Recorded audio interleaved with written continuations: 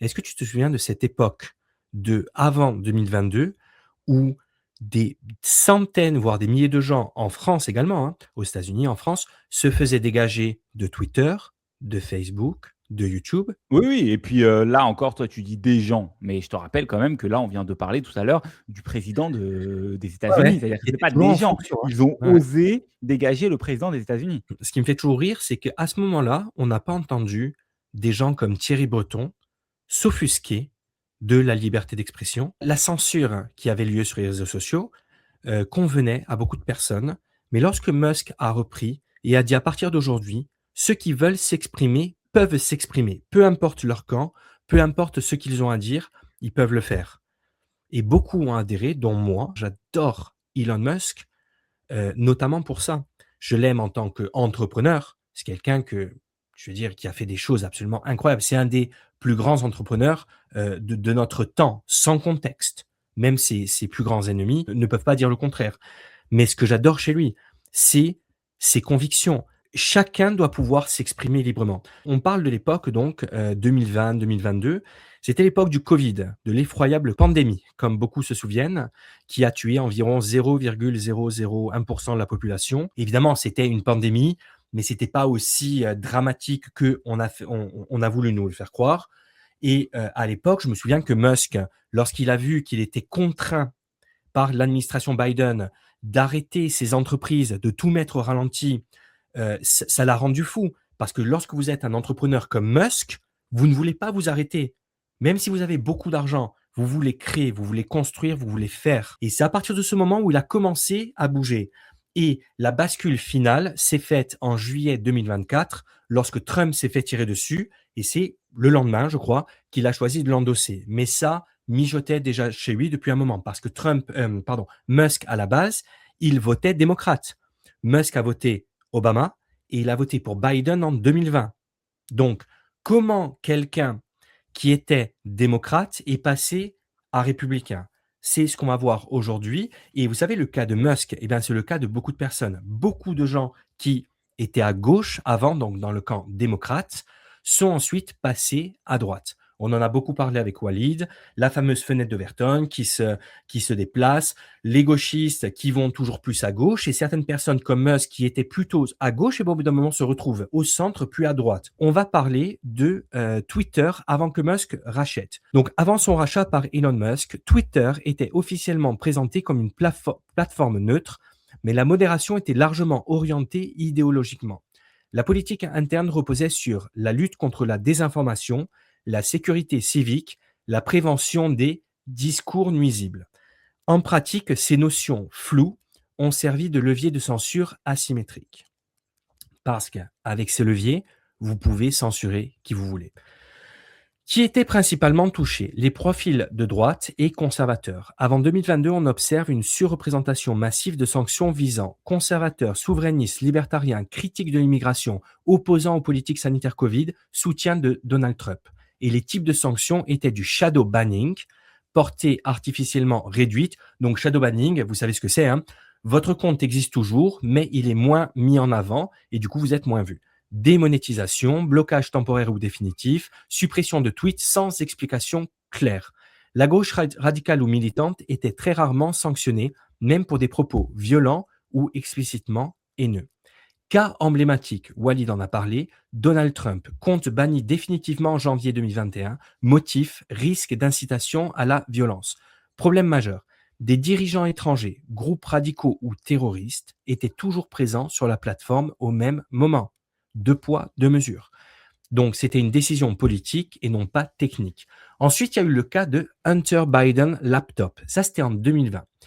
Twitter a bloqué le partage d'un article du New York Post pendant la campagne présidentielle. Motif invoqué, désinformation. Fait établi plus tard, l'information était authentique.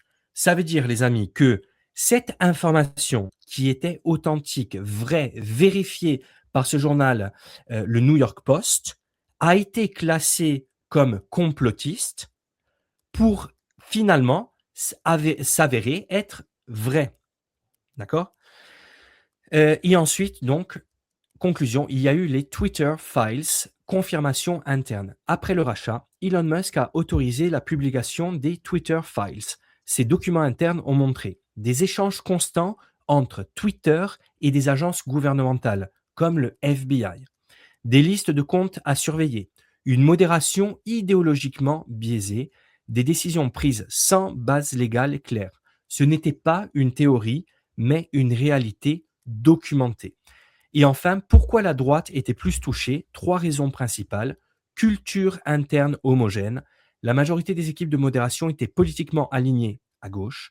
Deux, définition asymétrique du discours haineux. Critiquer l'immigration, l'idéologie de genre ou le multiculturalisme étaient souvent sanctionnés. Insulter les riches, les blancs, les conservateurs, c'était toléré. Entre parenthèses, ça ne vous rappelle rien, par hasard? Est-ce que ce n'est pas la même chose en France? Je pose une question, vous y répondez si vous voulez. Pression, et donc numéro 3, dernier point, pression politique et médiatique. Twitter cherchait à rester respectable aux yeux des médias traditionnels, des gouvernements occidentaux et des ONG militantes de gauchias. Ça, c'est de moi. La droite était perçue comme le risque réputationnel. Et donc, après le rachat par Musk, ce qui change, depuis 2022, fin officielle du shadowbanning politique, réintégration de nombreux comptes bannis, exposition publique de pratiques passées, recentrage sur la liberté d'expression dans le cadre de la loi. Twitter est devenu plus conflictuel, mais aussi plus pluraliste. Donc, si vous voulez, avant Musk, Twitter n'était pas un arbitre neutre, c'était un acteur politique implicite avec une censure déséquilibrée qui a influencé le débat public et des élections.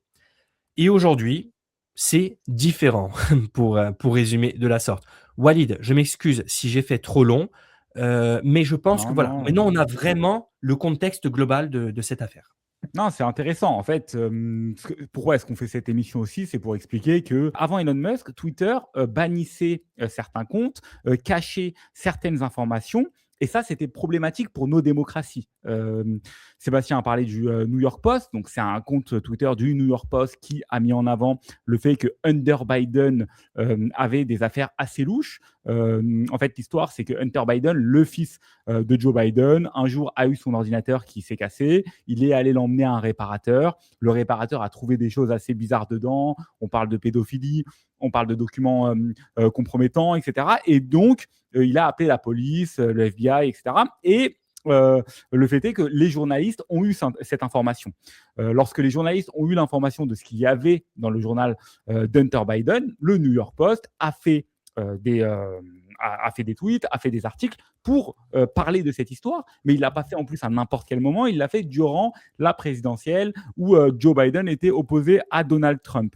Et donc, il était important pour le public, il était important pour les personnes qui étaient sur Twitter d'avoir cette information pour justement se faire leur avis du clan Biden, se faire leur avis des démocrates et pouvoir par conséquent voter avec toutes les connaissances possibles de la situation. Lorsque Twitter empêche le New York Post de poster des choses, lorsque Twitter accuse le New York Post de complotiste, là, le problème, c'est que le public, la population n'a pas ces informations. Et donc, on voit les informations de premier plan qui doivent être comprises par le peuple américain, mais qui ne peuvent pas l'être parce que Twitter, à l'époque, faisait de la censure. Mais moi, ce qui me saute aux yeux, c'est la similitude entre l'attitude des politiques et des journalistes de gauche aux USA et en France. Ce sont les Ah mêmes, oui. c'est-à-dire toujours les beaux discours, la tolérance, l'ouverture, etc. Et combien de fois on s'est aperçu que des gens qui se couvraient de bonnes valeurs faisaient le contraire de ce qu'ils disent. Et souvent, ce sont des gens de gauche qui ne jouent pas carte sur table. Et c'est insupportable, Walid. C'est pour ça que j'ai une telle dent contre la gauche. Ces affaires se passent trop souvent. Qui censure le plus? Je suis désolé, c'est la gauche. Tu vois avec cette histoire Twitter. Elon Musk, on est d'accord que maintenant il est passé à droite. Je sais que c'est toujours comment dire, un peu compliqué de dire si on est de droite ou de gauche. Mais on va dire que Elon Musk est plus républicain aujourd'hui que démocrate. D'accord. Qui censure le plus entre Elon Musk ou Jack Dorsey, qui était l'ancien proprio de X? bah, il me semble que c'était, que c'était le gauchiste, qui est d'ailleurs Non, un gars extrêmement Jack Dor enfin, pour le coup, je le défends parce que j'ai lu 2-3 livres sur ce sujet. Après, peut-être que tu as des infos que j'ai pas, mais Jack Dorsey et Elon Musk ont la même mentalité sur Twitter. C'est-à-dire que Jack Dorsey n'était pas au board de décision lorsque Twitter est parti en vrille dans leur délire woke. Et ouais, d'ailleurs, il y a eu une discussion entre Jack Dorsey et Elon Musk sur le fait de ce que devait devenir Twitter.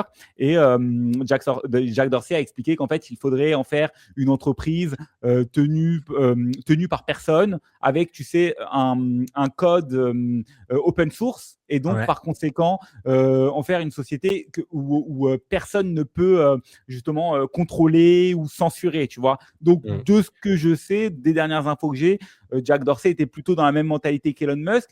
Mais bon, toi, ce que tu essayes de dire aussi, c'est que Jack Dorsey n'a rien fait pour arrêter ça. À un Oui, moment, tu sais, je veux dire, ouais, qui ne dit mot consent. ouais, c'est Donc vrai. Mais Jack Dorsey, c'est vraiment un super entrepreneur. C'est quelqu'un qui est extrêmement talentueux, qui a donc créé Twitter en 2006. Après, il a fait une société qui s'appelle, il me semble, Square. Il est à fond, alors maintenant, il est à fond dans les cryptos, enfin, il est très impliqué là-dedans. Enfin, il est vraiment, c'est un type de génie. Et comme tu as dit, c'est vrai qu'il s'entend bien avec Musk, et ça m'avait d'ailleurs toujours étonné parce que je pensais qu'ils avaient des idées quand même diamétralement opposées. Hem, mais comme je t'ai dit plus tôt, je pense que, enfin, je vois pas comment il n'était pas au courant de ce qui se passait sur Twitter. Je veux dire, non, quand mais il était Trump au s'est fait courant, mais bannir, bon, c'est tout le monde a mais vu qu'il s'était fait bannir. Donc si c'est le boss de Twitter, il aurait pu ouais. dire: «Non, non, ça vous faites pas». Mais encore une fois, il y a des choses qui ont été, non seulement, comment dire? Excusées, pardonnées par tous les gauchistes lorsque ça a été fait, des personnes qui se sont fait censurer, ça ne dérangeait personne. Par contre, dès que Musk a non pas censuré, encore une fois, mais quand Musk a c'est ça qui est fou d'ailleurs. Musk a dit: «Écoutez, c'est ma plateforme, vous dites ce que vous voulez et on va mettre en place des notes de communauté». Tu sais, le Walid, les fameuses notes qui Ouais. s'affichent en bas de tweets lorsqu'il y a des choses qui sont fausses et qui rectifient. Moi, je trouve ça hyper démocrate pour le coup, d'accord? Pas le parti, mais le mot démocrate. Donc, non, mais c'est toujours pareil, tu sais, c'est toujours pareil avec les gauchistes, qu'ils soient, aux USA ou en Europe ou en France, c'est toujours la même chose. Je ne sais pas si vous vous en rendez compte les amis, mais, Et ce pour qui est que Musk qui intéressant, était, pour que Musk, je finis, pour que Musk, qui était un fervent démocrate, passe autant à droite au point de supporter Trump et de, je sais pas si tu te souviens, à un moment pendant la campagne de Trump, il donnait 1 million de dollars par jour à des gens qui supportaient Trump. Oh, le type est complètement, il a changé de bord radicalement. Parce ce qu'il a vu de la gauche l'a dégoûté. Comme moi, j'ai été dégoûté, comme beaucoup de gens. Tu vois? mmh, Euh, donc je ne sais pas si les gens se rendent compte que la droite est en train de reprendre le pouvoir dans quasiment tous les pays. Je ne sais pas si les gens se rendent compte, ah, d'accord? Il y a quelque chose la qui se gauche, passe. la gauche sont La les gauche premiers à se rendre part compte de trop ça. à gauche. C'est ce que je dis depuis des semaines, des mois, part trop à gauche et à un moment, les gens qui votaient, historiquement à gauche ne se reconnaissent plus dans cette gauche-là, qui, comme je l'ai dit un peu plus tôt, pour les raisons de censure de l'ex-Twitter, pouvait vous censurer si vous émettiez des doutes sur des genres de personnes. Si par exemple vous disiez que Walid, true story comme on dit en américain, c'est-à-dire que ce que je vais te dire, c'est vrai. Si par exemple, donc ça c'était l'époque de Twitter avant Musk, si tu disais que tu avais des doutes sur le fait qu'un homme pouvait tomber enceinte, tu pouvais te faire dégager de Twitter. On en était là. Et je vous parle même pas du vaccin et de toutes ces bêtises, d'accord, qui circulaient. Donc, voilà. Et puis aussi d'ailleurs, tiens, en conclusion, n'oubliez jamais une chose, vous qui, aimez l'information, c'est que parfois des informations peuvent être jugées de complotistes par certains, pas parce qu'elles sont complotistes, non, parce que juger une information complotiste, et ben, ça va forcer à ce que celui qui émet cette information passe du temps à se défendre pour prouver qu'elle n'est pas complotiste et puis comme ça, on peut passer à autre chose et puis on met sous le tapis. C'est ce qui s'est passé avec, l'affaire de l'ordinateur de Biden, enfin du fils Biden. Le temps que, en plus le New York Post s'était fait censurer, enfin c'était un gros bordel et ben l'élection est passée, Biden s'est fait élire et puis après ça nous a fait une belle jambe, en 2020 ou en 2021 ou 2022 de savoir que finalement c'était vrai. Oui, mais Biden avait déjà été élu. Donc lorsque vous entendez que quelque chose est complotiste, Ce n'est pas forcément complotiste. Ça ne veut pas dire qu'il faut voir du complotisme partout, évidemment. Il faut faire la part des choses. Mais pensez à ça. Qui juge les informations? C'est pour ça que lorsque j'ai entendu Macron nous expliquer que l'an prochain, il va falloir commencer peut-être à censurer les réseaux sociaux, moi je m'inquiète de qui va faire ça? Qui va être juge? Qui va dire qu'une information est vraie ou pas? Tu vois? Les mêmes qui censurent la télé publique, l'Arcom, le CSA, tout ça. Enfin, tu vois bien les résultats, tu vois bien les émissions. Tu as vu l'émission sur C8, là, Touche pas à mon poste, qui a été supprimée pendant que d'autres ne sont toujours pas supprimées. Enfin, tu vois, ça va être le même système. Mais ce qui est intéressant dans ce que tu dis depuis tout à l'heure, c'est que tu parles de Twitter et tu parles de la censure sur Twitter, mais il y a aussi une censure dans les médias traditionnels et une censure qui est beaucoup plus forte parce qu'ils arrivent aussi, ils arrivent à te faire passer des vessies pour des lanternes. Je ne sais pas si tu te rappelles quand même, mais pendant que Biden était président, on avait toutes les preuves du fait que le personnage, le président des États-Unis, était Ouais, sénile. c'est vrai. C'est-à-dire que C'est vrai. dès le départ, le mec ne savait pas lire de prompteur, il regardait ailleurs, il était complètement perdu. D'ailleurs, j'ai des vidéos là à te montrer. C'était n'importe quoi. Mmh. Là, regarde, il n'arrive pas à mettre sa veste. Ah oui, je me souviens de ça, ouais. Et ce mec-là gère la première puissance mondiale. Mmh. Regarde, Ah, je me souviens de ça, il a besoin d'aide pour mettre sa veste. mmh.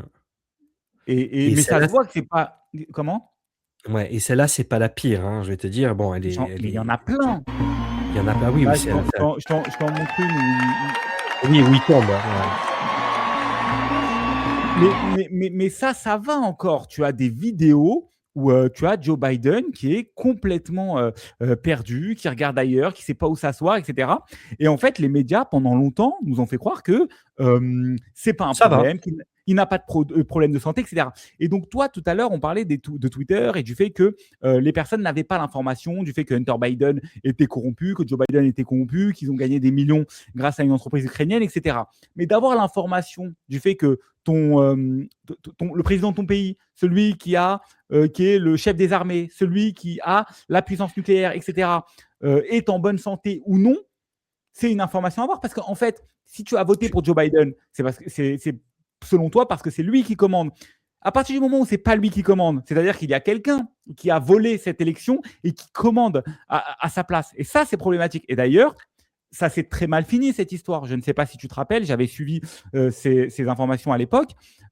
Joe Biden allait sur un deuxième mandat. C'est-à-dire qu'il était en campagne présidentielle contre Donald Trump en 2024 et malgré que les Américains avaient vu pendant 4 ans qu'il était sénile, ils l'ont remis pour une autre élection face à Joe Biden. Sauf qu'à un moment, il s'est retrouvé face à un Donald Trump qui n'est pas acheté par l'oligarchie, qui n'est pas acheté par la caste des politiciens. Et donc, Donald Trump n'hésitait pas à dire non, mais regardez, il est sénile, il ne sait pas ce qu'il dit, etc. Mais en plein débat, tu vois.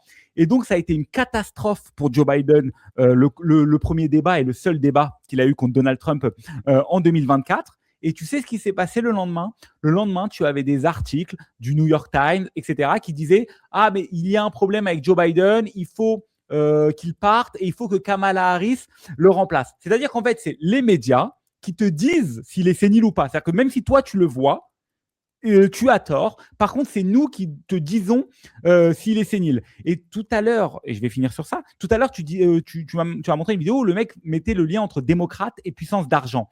Et c'est ça le sujet principal, c'est que c'est l'argent qui commande. Pourquoi est-ce que Joe Biden a été déconnecté et pourquoi est-ce qu'on a mis Kamala Harris à sa place?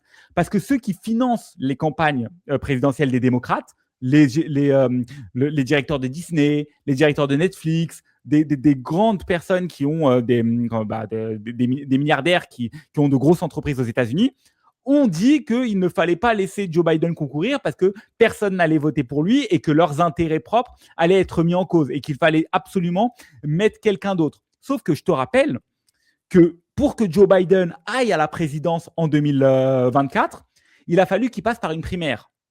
Et durant cette primaire, il y a 14 millions d'Américains qui ont voté pour lui. Et parce que 3-4 milliardaires disent on dégage Joe Biden, on met Kamala Harris, sans primaire, c'est-à-dire que ces 3-4 milliardaires ont plus de poids que 14 millions d'Américains. Et donc, tu vois à quel point la première démocratie du monde, soi-disant, n'est pas une démocratie. Et donc, si les États-Unis ne sont pas une démocratie, si les États-Unis ont autant de problèmes, il faut s'imaginer les problèmes de la France qui sont 100 fois pires. Ouais, c'est clair, hein. Moi, ma version, c'est que, les gens comme toi et moi ont très bien vu dès le début du mandat de Biden que quelque chose n'allait pas, que ce soit physique et ça, c'est encore pire, mental, d'accord? Au niveau du cerveau. Parce qu'à la rigueur que tu ne puisses pas mettre ta veste quand il avait quasiment 80 ans, que quand tu montes des escaliers, tu tombes, bon, si tu as toute ta tête et que tu es capable de prendre des décisions, ça c'est pour moi, ça passe. Même si pour l'image, évidemment, comment dire? Ce n'est pas bon. C'est pour ça que souvent on a des présidents qui se mettent en valeur. On se souvient de Poutine sur son cheval ou en faisant du judo, ou Obama qui joue du basket, ou Macron qui fait des roulades à l'Élysée. Bref, vous avez des exemples comme ça. Mais en tout cas, c'est vrai que, le visuel est très important. Une élection, c'est pas que des idées, ce ne sont pas que des paroles, c'est aussi une posture et un physique. D'après moi, donc ma version, ce qui s'est passé, c'est Biden était déjà, amoché physiquement et sénile, hein, on va dire, à partir de son mandat. Sauf que ça pouvait encore passer pour la masse. C'est-à-dire que avec les bons narratifs dans les médias et sachant que, je ne sais pas si tu te souviens, mais Trump n'était pas censé se présenter en 2024. Tu te souviens, il avait eu, une affaire, je crois que c'était une affaire avec une ex-prostituée, donc il était embourbé dans un procès, Ah, donc il n'y avait pas que ça. il y avait pas que ça. Ils lui ont mis 50 affaires sur le dos. 50 affaires plus, 2 tentatives de meurtre dont la plus Ah oui. connue où là-bas lui est passé à 200, enfin vraiment le type c'est Mais un c'est la phénix, mafia, hein. quoi. Ces gens-là, c'est la C'est mafia. Bah, écoute, ça y ressemble. Mais ce qui s'est passé, c'est qu'après donc le premier et le seul débat, comme tu l'as dit, en juillet, 2024 de l'an dernier, donc juste après la tentative d'assassinat de Trump, c'était trop voyant pour les Américains et même le monde entier que Biden ne pouvait pas. Là, c'était trop voyant. C'est-à-dire que pendant 1 heure et demie, 2 heures, on a vu que Biden était complètement aux fraises et c'est pour ça que les médias ont vu que là, c'était injouable et ils ont poussé Biden, comment dire? À se retirer, même Pas les Obama. médias. Non, alors, ceux qui contrôlent les médias, c'est ça?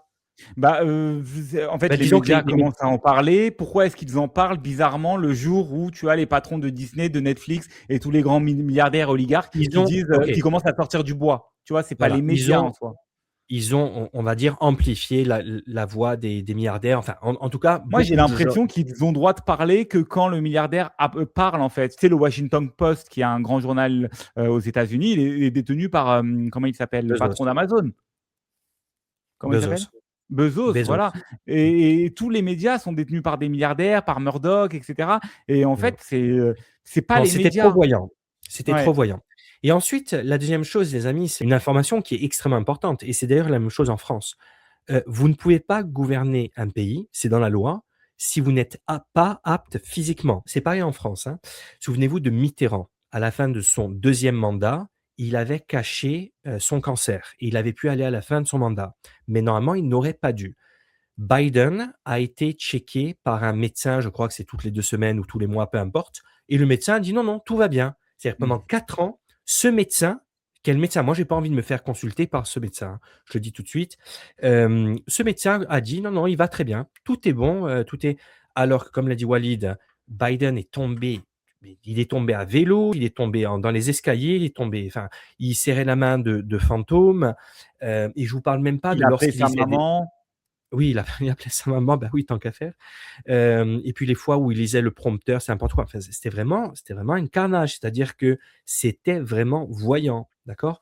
Et d'ailleurs, on a appris l'an dernier, ou cette année, non, c'était cette année, que Biden a un cancer très avancé. Donc, si je vous avais fait cette émission avant que Trump se fasse élire, vous savez qu'on aurait pu être classé comme complotiste. puisque tout ce qu'on vous aurait dit en vous disant: «Les gars, il y Mais a quelque tout chose qui tout le sent pas monde bon». tout le monde tout le monde a été classé par complotiste. To Ouais, tous ceux qui ouais, ont parlé de Biden avant, enfin, tous ceux qui ont parlé de Biden au moment où les médias n'en parlaient pas étaient complotistes. C'est après ouais. qu'ils ne l'étaient plus. Souvenez-vous de ça, c'est vraiment important, hein. C'est-à-dire que t on voyait de nos yeux quelqu'un qui était physiquement et mentalement complètement à la dérive. C'était même mon père, qui est plus à gauche qu'à droite, me disait: «Bon là ça va pas, hein. Il faut qu'il se casse ou il faut qu'il arrête», et si vous disiez ça à l'époque, vous étiez classé comme complotiste et vous pouviez même vous faire bannir soit votre Twitter, soit votre, YouTube. Donc ça, c'est quand même quelque chose d'assez incroyable quand on y repense. Mais pour finir, sur le sujet Walid, on a démarré cette émission avec Thierry Breton. Comme tu as vu, j'ai fait une vidéo il y a quelques jours sur Thierry Breton. Tout le monde le déteste. J'ai jamais eu autant de likes sur une vidéo. C'est pourquoi tout le monde le déteste? Tu te rappelles pas, sa déclaration où il disait qu'il fallait prendre dans l'épargne des Français? Ah, c'était lui qui avait dit ça? Ouais, ouais. Ah purée, c'est vrai. Non mais c'est et ouais, évidemment, tu vois? Donc j'aimerais aller un peu plus loin que tout ce qu'on a dit, pour vous dire que quelqu'un comme Thierry Breton, c'est quelqu'un qui est vraiment caractéristique des petits fonctionnaires que l'on a en Europe et en France. Ces hommes qui ne font rien, qui lorsqu'ils entreprennent, c'est parce qu'ils obtiennent le poste d'un copain ou parce qu'ils sont dans le bon réseau. Il y a une de mes vidéos que j'avais fait l'an dernier où je parle du CV de Thierry Breton. Les amis, c'est à pleurer. Toutes les entreprises qu'il a eues, il les a éclatées, mais éclatées dans le mauvais sens. C'est-à-dire que lui, c'est pas il a pas envoyé des fusées puis il les a attrapées. Non, non, lui, il crachait toutes ces entreprises et ce sont ces personnes qui sont en charge de, nos institutions et de comment dire? Qui sont en gros les porte-parole de notre continent, l'Europe. Mais enfin, tu sais, en Je tant que petit entrepreneur, j'ai ça me fait de la peine. Ça me fait de mais la c'est peine que ouais. je sois obligé d'être dans le camp de ce monsieur contre quelqu'un comme Musk. J'en souffre et ce que je voulais vous dire, c'est pourquoi est-ce que Walid, moi, vous, nous sommes obligés d'aller sur X? Nous sommes obligés de faire des vidéos sur YouTube. Tout ça, c'est américain. Mais pourquoi? Moi, j'aimerais bien aller sur un réseau social européen, Walid. Moi, j'aimerais bien qu'on fasse des vidéos sur une plateforme, européenne. Mais ça n'existe pas. Et pourquoi ça n'existe pas? Parce que ces messieurs comme Thierry Breton et compagnie sont des régulateurs et des censeurs et lorsque vous avez des gens comme ça à la tête de votre pays, aucune innovation n'est possible. Vous ne pouvez rien faire. Alors, quitte à être dans un extrême, je préfère d'être dans l'extrême des États-Unis où on peut dire tout ce qu'on veut et c'est vrai que parfois on déborde, parfois ça va trop loin, c'est vrai, mais plutôt que d'être dans l'extrême européen où tout est figé, tout est censuré, tout est clôturé et où en fait on ne peut rien faire. Je vous rappelle que la plus grande avancée européenne de ces 5 dernières années, c'est d'accrocher des bouchons à nos bouteilles. Pendant qu'aux États-Unis, ils font décoller des fusées, ils les ramènent sur Terre intactes, ils pensent à aller sur Mars. En Chine, ils font voler leurs voitures et nous, on accroche nos bouchons à nos bouteilles. Donc, Thierry Breton, casse-toi. En plus, je comprends même pas qu'il parle autant, ce gars. Walid, est-ce que tu sais le poste officiel de Thierry Breton? Est-ce que tu connais son poste officiel? Non, je crois C'est en 4 lettres. il est plus commissaire européen? Non, non, aujourd'hui, c'est quoi? C'est en 4 lettres. RIEN. Il est rien. Il est rien. Il bosse à l'Europe, il n'est plus commissaire européen, c'est fini. D'accord? Donc en quoi il est légitime à nous représenter? Donc qu'il arrête de parler, qu'il arrête de s'humilier et de nous humilier, qu'il arrête, et ça c'est très important ce que je vais dire, de nous mettre les USA à dos parce que il faut que les Européens se rendent compte de quelque chose là. Aujourd'hui, on est en train de se mettre les Américains à dos. On a déjà les Russes à dos. On n'est pas en bon terme avec les Chinois. Les copains, comme vous le savez, nos armées ne sont pas à leur top. Notre technologie n'est pas une des plus avancées. Donc, il y a un moment, faut arrêter les bêtises. Faut arrêter de donner des leçons au monde entier. D'accord? Il faut bosser, faire comme tous les autres pays font. On a un retard fou qu'on ne rattrapera jamais, malheureusement, dans l'intelligence artificielle et dans toutes les technologies, il faut se retrousser les manches. Il faut arrêter, comme je l'ai dit, je suis obligé de le redire parce que ça m'énerve tellement. Il faut arrêter de faire la leçon à tous les pays du monde, les pays américains, les pays d'Afrique, les pays asiatiques, de leur dire comment ils devraient gérer leur démocratie, comment ils devraient gérer leur pays, qu'est-ce que la démocratie, etc. Qu'on se concentre sur notre pays, la France, et sur notre continent. Et après, une fois qu'on sera les premiers, on pourra peut-être donner des leçons. Voilà, ça sera ma conclusion.